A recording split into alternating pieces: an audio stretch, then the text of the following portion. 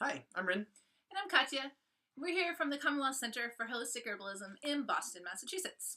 Today is Friday, May 26th, and this year that kicks off Ramadan. We're not Muslim, but we're interested in learning more about it. And as herbalists, one of the places that we can go to try to find some understanding is to look at the herbs that other cultures are using in their traditions and use that as a starting point because that's something that we have context for. So we started looking at the herbs that are culturally relevant and culturally important in Ramadan. Yeah, so we found a few that were particularly associated with the evening meal, at which people are going to break their fast each day because during this month people fast between dawn and all the way through until sunset, and then they gather together and have a community meal. And so our first plant here is dates because it's traditional to break your fast with a few dates. And it makes a lot of sense actually because they're pretty easy to digest. Of course, they have a bunch of sugar, so that's sweet and that tastes good, and it's a little reward at the end of a hard day, perhaps. But in addition to that, they also have some nice fiber content, so they do help to keep things moving along and get it so you're not too stuck up. You would really like that part, I think. That seems pretty Rin good. loves dates, Yeah. so that would be his favorite part. They're particularly good, yeah. Hibiscus is another plant that is really important during this time. And actually, to be honest, hibiscus was a plant that I didn't really work with very much or know very well until one of our students from Saudi Arabia started to talk about how important hibiscus was in her tradition. And then later we had a student from Egypt who was sharing how important hibiscus was to him growing up as well. So that started coming up again and again for us, and we started really looking into hibiscus, and it turns out we really like it. So we've mentioned this plant before in some of our other videos, but again, it's a nice, sour, cooling, soothing, moistening herb. Makes a lot of sense to be taken during Ramadan because even in the name is a reference to intense heat. So this is a really hot time of the year, and having something cooling and soothing and restorative to the body makes a lot of sense. And so hibiscus fills that role as well. Plus, delicious. Yeah. Another plant associated with Ramadan and with breaking the fast is rose, and so rose perfumes are often used, or rose water might be consumed at the time as well. So it's traditional. I love that. That seems so cool to me. Rose is what we call an exhilarant in the Western tradition, and so that literally means something that like brings joy to your heart.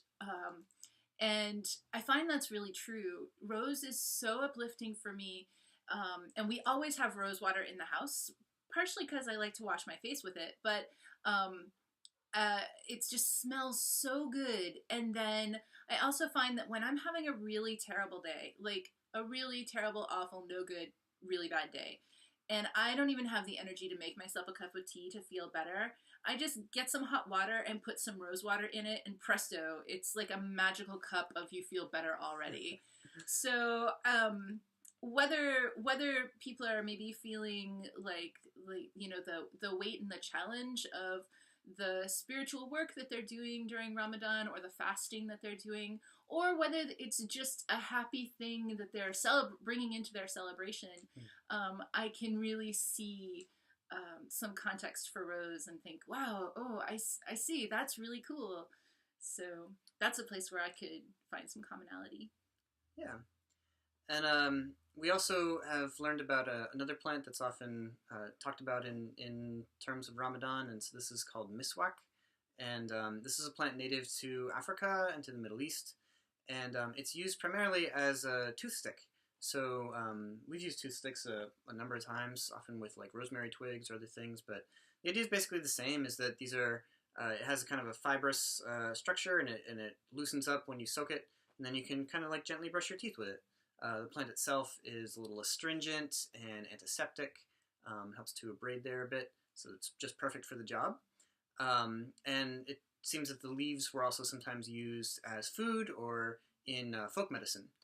There for things like cough and asthma, some arthritic problems, and occasionally for hemorrhoids and that kind of thing too. I noticed that they are high in vitamin C, and also that they are useful for animals as well, that they're nutritious for animals also. Nice. So yeah, that's one that we'd like to learn a little bit more about. See if we can find some and yeah, I'd love to try that. That'd be really cool. Can always use a good toothpick. So so that's just a few things that we found some commonality or some interest in to connect there, and we're looking forward to learning a lot more about it. Keep going. Yeah. So with regard to Ramadan, at the end of the period of fasting, there's a big celebration, and I'm really looking forward to learning more about that, especially because some of my favorite recipes have za'atar spices in them, and I think that might play a big role in those celebrational recipes. So stay tuned. We'll be learning more about that and sharing it with you. Until next time, see you later.